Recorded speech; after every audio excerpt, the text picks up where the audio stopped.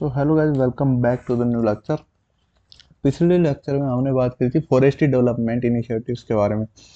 इसमें से सबसे पहले देखा था ये डेजर्ट का एफोरेस्टेशन प्रोग्राम। ठीक है, 1977 में स्टार्ट हुआ था। 16 डिस्ट्रिक्ट को कवर करता है, जिसमें सेंटर और स्टेट का रेशियो था 75:25, यानी कि 100% अगर तो 75% जो एक्सपेंडिचर है वो सेंटर उठाएगा और 25% जो एक्सपेंडिचर वो स्टेट उठाएगा। और बात करें अरावली का प्लांटेशन प्रोजेक्ट। ये प्रोजेक्ट 1992 में शुरू हुआ था और 2000 तक चला था। इसके बारे में क्वेश्चन भी काफ़ी बार पूछता है। ये जापान की कोलेबरेशन से हुआ था और एफोरेस्टेशन करना इसका मेन ऑब्जेक्टिव था। एफोरेस्टेशन मतलब जंगल को और फैलाना, पेड़ वगैरह उगाना और अलग अलग वैरायटी के। ग्रीन राजस्थान स्कीम ये 2009 में लॉन्च हुई थी।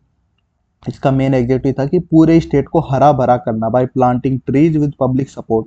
और नरेगा स्कीम का भी यूज हुआ था इसी स्कीम को बढ़ावा देने के लिए। मतलब कि जो नरेगा में जो लोग आते थे एम्प्लॉयमेंट के लिए, उनसे पेड़ वगैरह उगवाए जाते थे। ठीक है, ताकि ये ग्रीन राजस्थान स्कीम को और थोड़ा सपोर्ट मिल सके।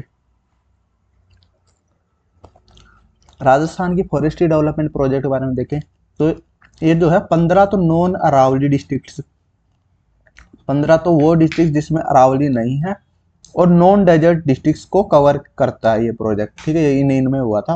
और ये जीका जापान, ZICA जापान की कोई कंपनी है, उसके साथ में कोलाबरेशन में ये प्रोजेक्ट को किया गया था। इस प्रोजेक्ट का नाम है राजस्थान फॉरेस्ट्री डेवलपमेंट प्रोजेक्ट। ठीक है, कब हुआ था ये? 1995 से लेकर 2002 के बीच में। फिर नेशनल एफोरेस्टेशन प्रोग्राम, ये दोनों देख लेना, वैसे ये ज़्यादा इंपॉर्टेंट नहीं है। ये गूगल कंजर्वेशन वाला भी देख सकते हो कि इसमें क्या होता है कि ये नेशनल मेडिसिनल प्लांट्स बोर्ड, जो कि न्यू दिल्ली में जिसका हेडक्वार्टर है, उसके द्वारा इसको लॉन्च किया गया था। कब? 2008-9 में। इसका मेन ऑब्जेक्टिव था कि 20 जो मेडिसिनल प्लांट्स जो हैं उनका कंजर्वेशन करना। कहाँ कहाँ? एक तो जोधपुर में और बाड़मेर में। जोधपुर और बाड़मेर में उनकी साइट्स थी, यानी जहाँ पे उनको क्या करना, उनको मतलब कि प्लांट्स को एक तरीके से उनका रिसर्च वगैरह करना और उनको किस तरीके से हम कंजर्व करके रख सकते हैं। 20 ऐसे प्लांट्स जो कि डेली लाइफ में काम आए फॉर द मेडिसिनल पर्पज। तो ये 7 डिस्ट्रिक्ट्स को चुना गया था। और वो 7 डिस्ट्रिक्ट कौन कौन से हैं? अजमेर हो गया, अजमेर, बाड़मेर, राजसमंद, उदयपुर, पाली, सिरोही, जालौर। ठीक है, अजमेर, बाड़मेर, फिर उसके बाद में आ जाएगा राजसमंद, उदयपुर, पाली, सिरोही, जालौर, ये सब है। नेक्स्ट बढ़ते हैं।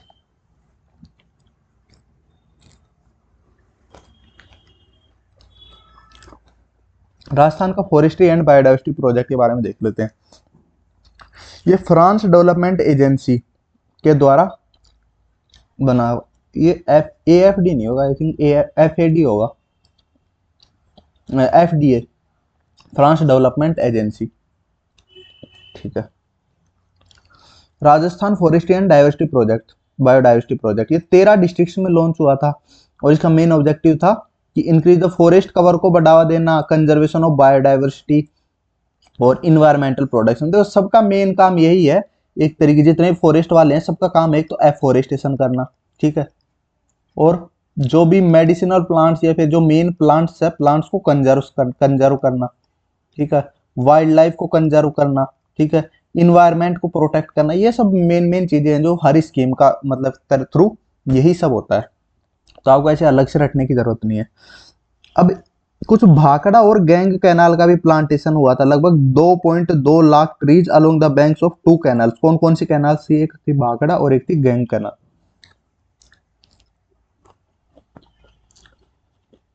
कैंपा के बारे में पूछते हैं, ध्यान रखना कि यार इसकी फुल फॉर्म पूछे तो Rajasthan compensatory afforestation fund management and planning authority.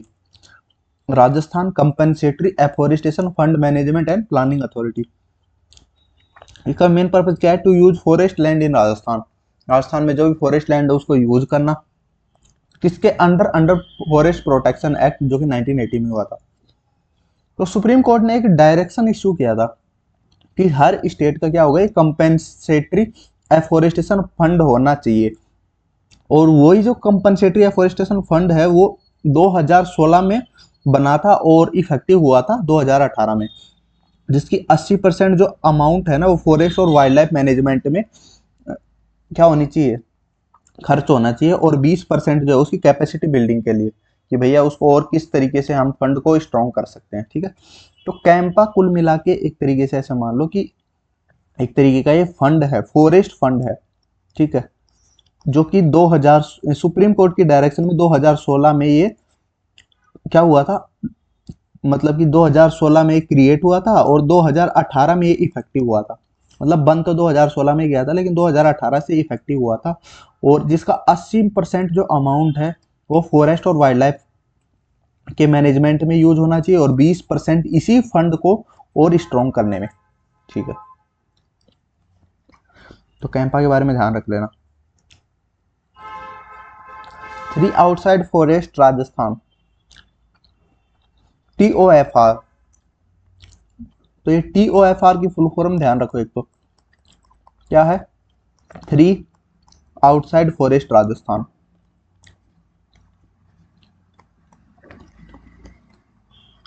इसका स्लोगन है ग्रीन राजस्थान और हेल्दी राजस्थान। कौन से मिशन के अंडर ये स्कीम रन कर रही है, तो ये कर रही है Rajasthan grinning and rewilding mission. वही मतलब ग्रीनरी, राजस्थान को हरा भरा करना। लॉन्च 2023-24 में हुआ था। इसका ऑब्जेक्टिव है to expand the tree coverage outside the traditional forest, मतलब कि ट्री को बढ़ावा देना, एक तरीके से ट्री को बढ़ाना, पेड़ों को बढ़ाना। टारगेट था इसका 5 करोड़ पेड़ को लगाना हर साल। ठीक है, under this scheme 375.20 lakh plants were distributed against the target of 452.56 lakh till March 2024। तो मतलब कि कुछ हद तक हम कह सकते हैं कि टारगेट को अचीव किया है। वैसे टारगेट था 452.56 लाख प्लांट्स का, और जिसमें जो डिस्ट्रीब्यूटेड प्लांट्स हैं वो है 375.20 लाख, यानी करीब करीब हम बोल सकते हैं कि 117.20 लाख प्लांट्स की कमी रह गई। तो कोई ना, एक तरीके से चल रहा है प्रोजेक्ट, वो भी बहुत है। अब बात कर लेते हैं फॉरेस्ट पॉलिसी की। तो देखो, राजस्थान की फर्स्ट फॉरेस्ट और एनवायरमेंट पॉलिसी आई थी 2010 के। पहली फॉरेस्ट और एनवायरमेंट पॉलिसी राजस्थान कब आई थी, 2010 में। ठीक है, और कब लागू हुई थी, एग्जैक्ट डेट के बारे में पूछे तो 18 फरवरी 2010। ध्यान रखना कब, 18 फरवरी 2010। Rajasthan became the first state to announce the forest and environment policy. ये बात मैंने आपको पिछले लेक्चर में भी बताई थी, और इसको नोट करके इंपॉर्टेंट लगा लेना कि राजस्थान इकलौता स्टेट्स है हमारे जितने भी इंडिया के स्टेट्स में कि जिसने सबसे पहले फॉरेस्ट और इन्वायरमेंट पॉलिसी को अनाउंस किया था। ठीक है, under this policy forest have been target to be developed in additional area of 45,000 square kilometre. तो मतलब इसका मेन जो मोटिव है वो यही है कि 45,000 स्क्वायर किलोमीटर और फॉरेस्ट को बढ़ावा देना। यानी कि अगर ये एरिया इतना है ना, तो जैसे एरिया कितना बताया था, 32,921 स्क्वायर किलोमीटर बताया था, जो कि कितना है, 9.60% है। तो इसी 32,921 स्क्वायर किलोमीटर में 45,000 स्क्वायर किलोमीटर और एड ऑन कर दो फॉरेस्ट को, मतलब बढ़ावा, इतना बढ़ाना फॉरेस्ट के एरिया को। This policy aims to cover 20% of the entire territory of the state. अभी कितना है, 9.60, और इसको बढ़ा के कितना करना है अपने को, 20%। ये इसका टारगेट है। चलो, establishment of Rajasthan state forest development corporation limited. देखो, Rajasthan state forest development corporation limited. Benefits of formation of Rajasthan state forest, इसके बेनिफिट्स क्या क्या हैं, vegetation and small forest produce on forest and non forest land of the corporation. Tourism को बढ़ाना forest में, ठीक है, और प्रोटेक्टेड एरियाज में।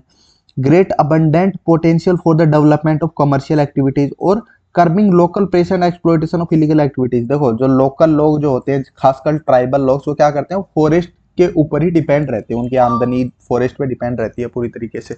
तो उसको क्या करना, उसको एक तरीके से कम करना। वो कैसे कम कर सकते हैं, उनको एम्प्लॉयमेंट वगैरह दे प्रोवाइड करके। चलो,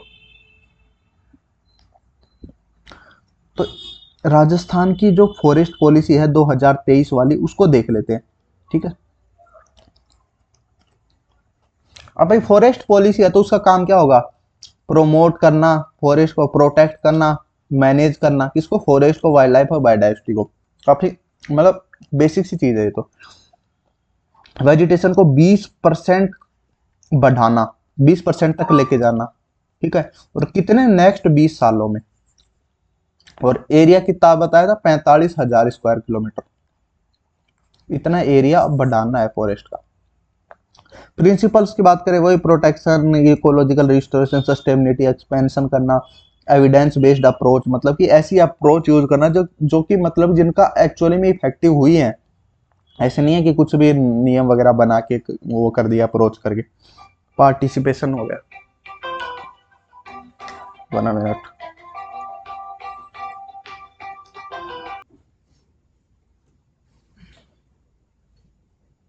ये कुछ बेसिक फीचर्स थे इसके, एक सेकंड।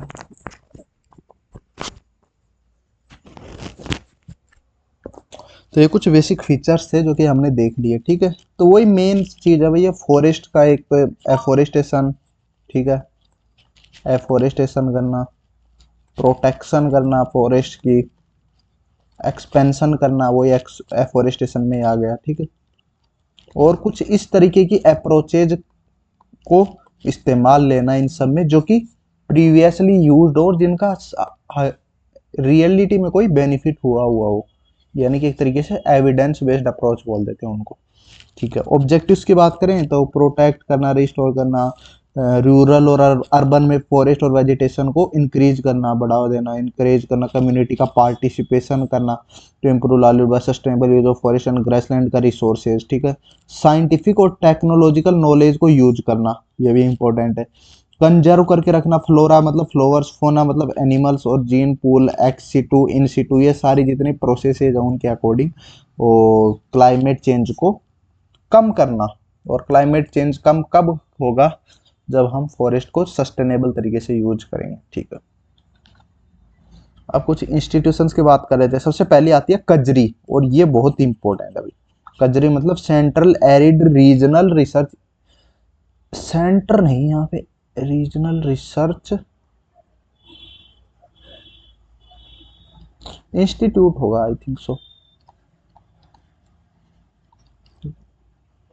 तो क्या है, central arid zone research institute. हाँ, रीजनल को रीजनल लिख दो चाहे जोन लिख लो, एक ही बात है ना दोनों को, मतलब यहाँ पे जोन भी लिख सकते। तो central arid zone research institute या रिसर्च सेंटर, जो भी बात है, ठीक है। ये 1952 में स्टार्ट हुई थी बाय द सेंट्रल गवर्नमेंट, किसकी मदद से, सेंट्रल गवर्नमेंट की मदद से। और इसमें कौन कौन से देशों ने हेल्प करी थी, एक तो ऑस्ट्रेलिया ने करी थी, और जो यूनेस्को जो है उसके अंडर भी इसको लॉन्च किया गया था। तो ध्यान रखना, ये 1952 में स्टार्ट हुआ था सेंट्रल गवर्नमेंट के द्वारा। और इसमें जो सपोर्ट करने वाले जो देश, एक तो था ऑस्ट्रेलिया की सपोर्ट से और एक यूनेस्को की सपोर्ट से। इस इनिशियली ये जो लॉन्च हुआ था किस नाम से हुआ था, डेजर्ट फॉरेस्ट प्लांटेशन, ठीक है, under the name desert forest plantation नाम से ये लॉन्च हुआ था। और इसको लेटर जो है कजरी नाम दे दिया गया, कब दिया गया, 1959 में। 1952 में लॉन्च हुआ था किस नाम से, desert forest plantation, desert forest plantation, मतलब इसका मेन टाइम जो मोटिव था वो था कि डेजर्ट में प्लांटेशन करना, डेजर्ट को रोकना। और फिर इसका 1959 में नाम चेंज करके कर दिया गया कजरी, कजरी, ठीक है। ये किसका इंस्टीट्यूशन है, ये है ICAR। ICAR क्या होता है, Indian council of agriculture research.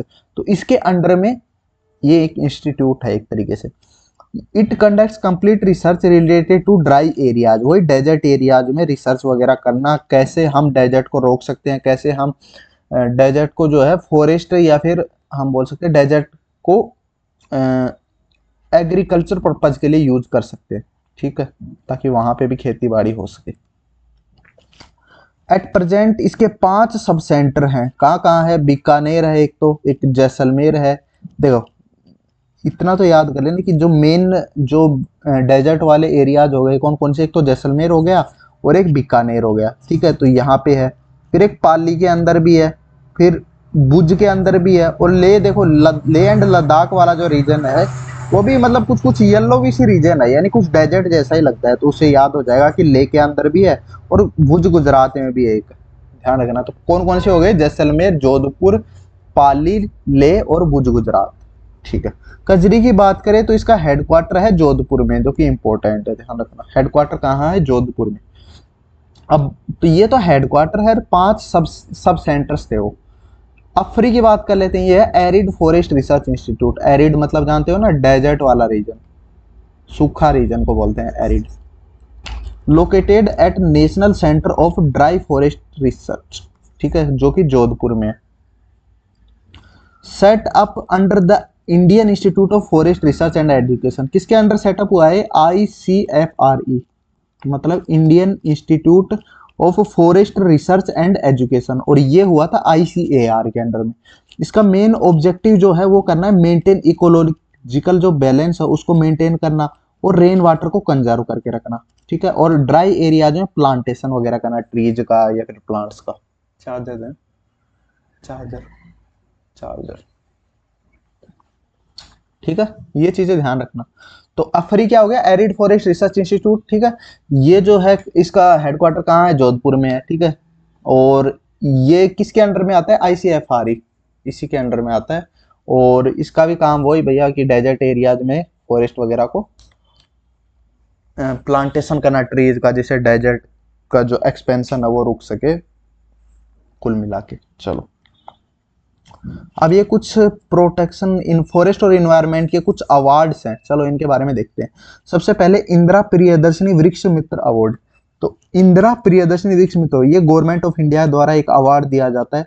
कब देते हैं? गिवन टू इंडिविजुअल्स या इंस्टीट्यूशन, यानी कि इंडिविजुअल होता है एक सिंगल पर्सन को, या फिर इंस्टीट्यूशन होता है कोई टीम मिलके अगर कोई काम कर रही है, कोई 10 मेंबर की टीम, 12 मेंबर की टीम, जो भी मिलके, तो उसको बोलते हैं इंस्टीट्यूशन को।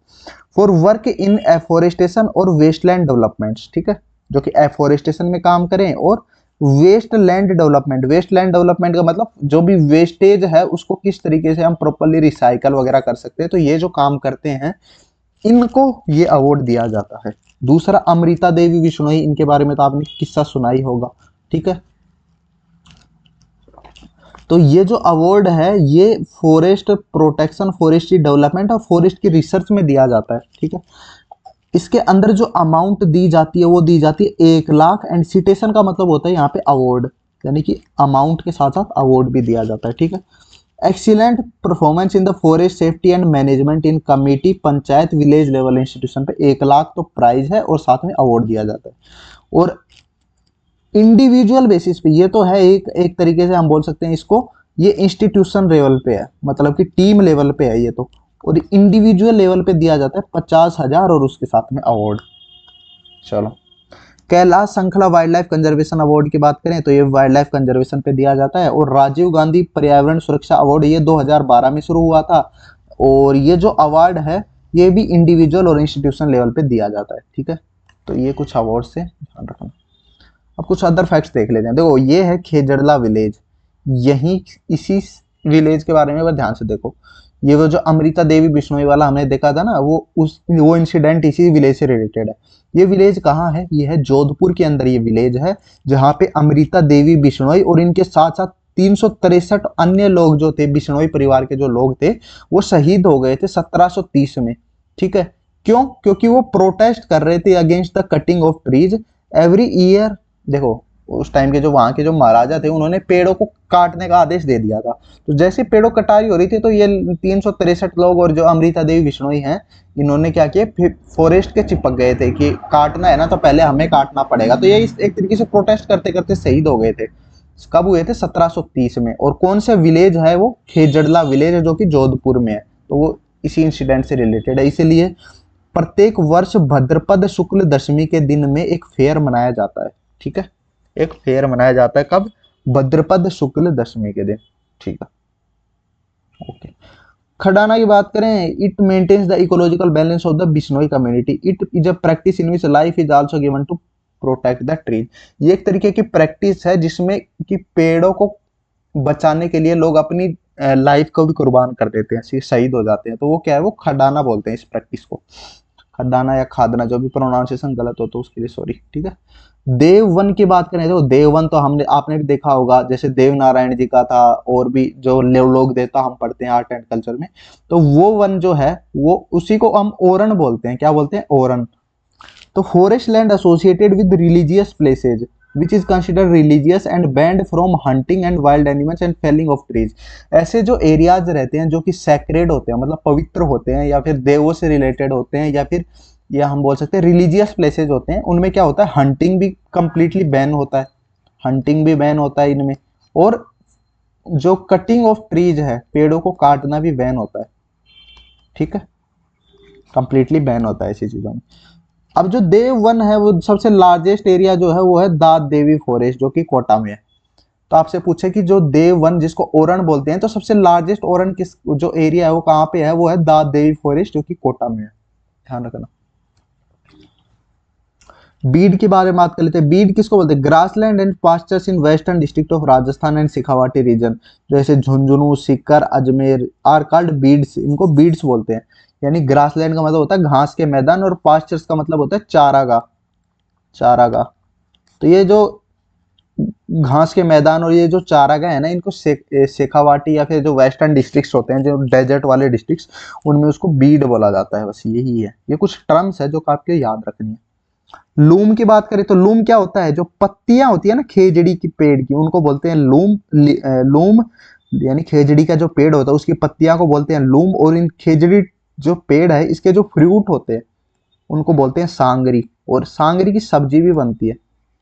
सांगरी, झींज, ये सब खाए हुए होंगे ना, सांगरी जब सूख जाती है तो उसको शायद झींज ऐसे कुछ बोलते थे। ये khejri tree which vegetables are made, ये भी बता चुका। बाब टैक्स के बारे में देख लेते हैं। From the general public in lieu of forest use during the principal period. देखो ये बाब टेक्स्ट क्या होता था, वहां का जो उस टाइम पे पहले के टाइम पे जो राजा महाराजा होते थे, वो क्या करते थे, वो फॉरेस्ट को अपने कंट्रोल में रखते थे सारा। तो अगर किसी भी व्यक्ति को अगर फॉरेस्ट के मान लो पेड़ वगैरह काटने या फिर जो भी रिसोर्सेज उनको लेके आने हैं, तो ये बाब टैक्स देख के, है ना, जो राजा के जो लोग होते थे उनको बाब टैक्स दे के वो ये सब काम कर सकते थे, ठीक है। तो ये वही टैक्स है। अब बात कर लेते हैं फॉरेस्ट मॉडल स्कूल्स की। कुछ फॉरेस्ट मॉडल स्कूल्स हैं, फॉरेस्ट जहाँ पे फॉरेस्ट एजुकेशन दी जाती है, वो कहाँ कहाँ है, उदयपुर, बांसवाड़ा और झालावाड़। कहाँ कहाँ पे है, उदयपुर, बांसवाड़ा और झालावाड़ में, ठीक है।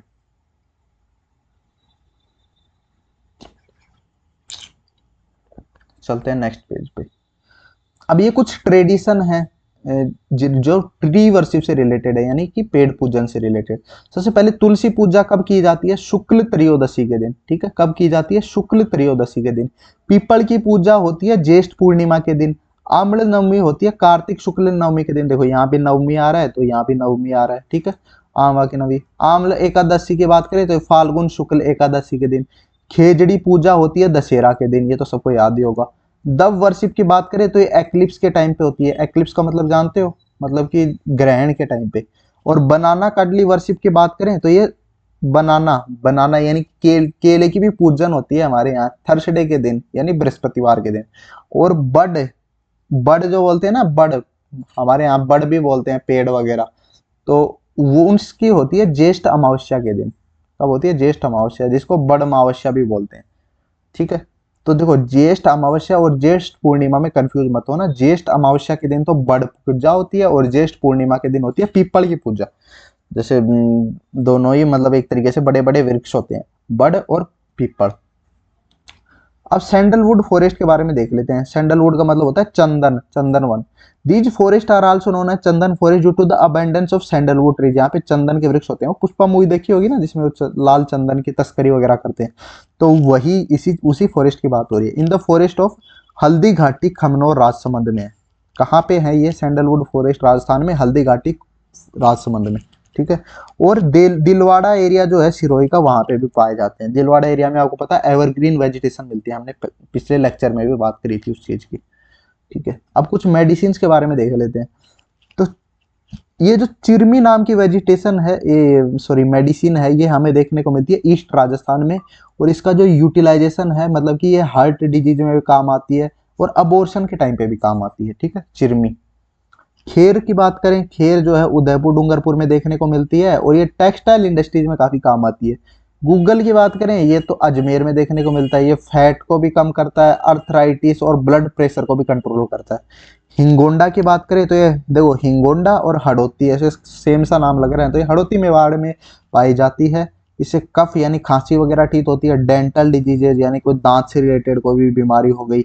ये कॉन्ट्रासेप्शन, कॉन्ट्रासेप्शन तो आपको पता ही होगा, कॉन्ट्रासेप्टिव जो पिल्स आती हैं वो। वाइल्ड ओनियन की, ये वज्रदंती की बात करें तो ये भी हड़ौती मेवाड़ में पाई जाती है और ये भी डेंटल डिजीज में, भाई दंती आ रहा है यानी दांत से रिलेटेड होगा। वाइल्ड ओनियन की बात करें तो मतलब जो जंगली जो प्याज होते हैं वो जोधपुर और बांसवाड़ा में पाए जाते हैं और ये लंग के इन्फेक्शन को ठीक करते हैं। ठीक है। कुछ ये ब्रही है, ब्रही मतलब उदयपुर और बांसवाड़ा में पाया जाता है। और ये ब्रही से याद रखना ब्रेन, ब्रही ब्रेन, तो ये ब्रेन को हेल्पफुल रहते हैं। ठीक है। शंखा पुष्पी की बात करें, शंख पुष्पी की बात करें तो ये जोधपुर और बाड़मेर में पाए जाते हैं, ये मेमोरी को बढ़ाते हैं। सलार की बात करें तो ये जयपुर में पाए जाते हैं और ये स्कॉर्पियन बाइट के टाइम पे यानी जब बिच्छू काट लेता है उस टाइम पे इसका यूज किया जाता है। इसी तरीके से अर्जुन झालावाड़ में ये हार्ट डिजीज के टाइम पे यूटिलाइज होता है।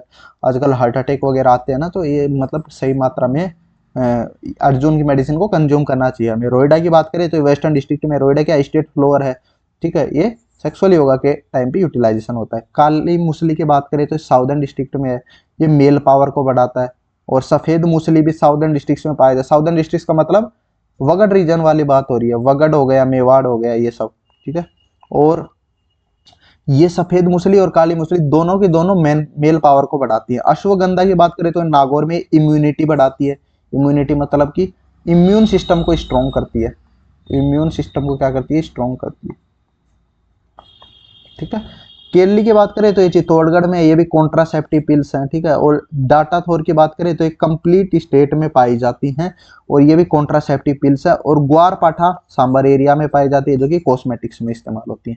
तो ये सब कुछ इंपॉर्टेंट चीजें हैं जो आप याद कर सकते हैं। चलो अब बात कर लेते हैं wild life conservation and management की। तो देखो, the state forest department is playing an important role in the protecting the endangered rare wild life animals and birds in the world. तो जो स्टेट गवर्नमेंट जो है हमारे राजस्थान की, स्टेट जो फॉरेस्ट डिपार्टमेंट है वो क्या कर रहा है, एक मेजर रोल प्ले कर रहा है इन कंजर्विंग वाइल्ड लाइफ एनिमल्स और बर्ड्स जो कि बहुत ही रेयर मात्रा में है, बहुत ही कम मात्रा में है, तो उनको हमें बचाना भी तो है एक तरीके से।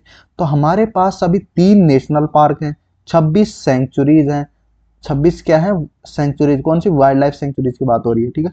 39 कंजर्वेशन रिजर्व्स हैं। कितने, 39 कंजर्वेशन रिजर्व्स हैं। ठीक है। और 5 टाइगर रिजर्व्स हैं स्टेट में और रामसर साइड से 2। कौन कौन सी, ये कमेंट में बताना। एक तो है क्योलादियो नेशनल पार्क और दूसरी है Sambhar lake. Basic objectives of setting up national park and wildlife sanctuary is to conserve and promote wildlife and maintain the natural environment wildlife. ठीक है। Is an integrated part of our biosphere. तो वही बात है भैया, वही सब चीजें जो मैं आपको बता चुका पहले। Concept of national park sanctuary role, national park का मतलब क्या होता है, एरियाज जिनकी नेचुरल ब्यूटी हो जैसे flora fauna are determined nationally important are fully protected by consensual assessment. There is a complete ban of hunting, यहाँ पे शिकार वगैरह नहीं कर सकते। ठीक है। बस टूरिज्म के लिए यूज होती हैं ये सब चीजें, यानी कि हम जाके देख सकते हैं, टूरिज्म वगैरह कर सकते हैं, घूमना वगैरह ये सब है ना। सेंचुरीज की बात करें जहाँ पे hunting and capturing wild life is prohibited, यानी ऐसे नहीं है आप फॉरेस्ट में चले गए वहां शिकार कर रहे हो या किसी जानवर को पकड़ के ले आए, ये सब कंप्लीटली बैन है यहाँ पे भी। और इसी को भी टूरिज्म के तरीके से ही यूज किया जा सकता है। अब बात करें, ये इनका मेन रीजन वही है भैया कि इन एरियाज को क्या कर लेना, एक तरीके से प्रोटेक्शन देना बाहरी लोगों से। और एक जो वहाँ पे जो एनिमल्स वगैरह रहते हैं उनको एक इकोसिस्टम देना कि भैया कि उनको कोई बाहर का आके परेशान ना करे। तो maintain safe residential site to provide wild life को एक सेफ रेसिडेंशियल साइट प्रोवाइड करना, हंटिंग पे टोटली बैन करना या वाइल्ड लाइफ एनिमल्स के पोचिंग को रोकना। ठीक है। For conservation proper management wild life का अवेकनिंग वाइल्ड लाइफ, ये वही सब चीजें हैं, इसमें कुछ अलग से है नहीं। आप पढ़ना चाहो तो पढ़ सकते हो। धौलपुर करौली टाइगर रिजर्व की बात कर लेते हैं। तो धौलपुर करौली जो टाइगर रिजर्व वो 55th टाइगर रिजर्व है इंडिया का और 5वां टाइगर रिजर्व है राजस्थान का, यानी लास्ट हुआ सबसे यही है जो सबसे लेटेस्ट बना है। 2023 में नोटिफाइड हुआ था ये टाइगर रिजर्व, कौन सा, Dholpur Karauli tiger reserve. Integrated wild, ये सब ठीक है। तो यही सब चीजें हैं और इसके बाद में जो है नेक्स्ट अपन देखेंगे कल। देखो मैंने इसमें ऑलरेडी ऐड कर रखे हैं, आपको पीडीएफ दिखा देता हूँ।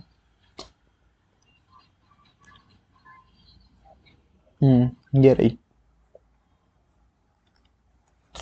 यहाँ से है ये, कल हम इनको कवर करेंगे जल्दी जल्दी। कुछ क्वेश्चंस भी लिए मैंने साथ के साथ। तो मिलते हैं कल, तब तक के लिए बाय, टेक केयर।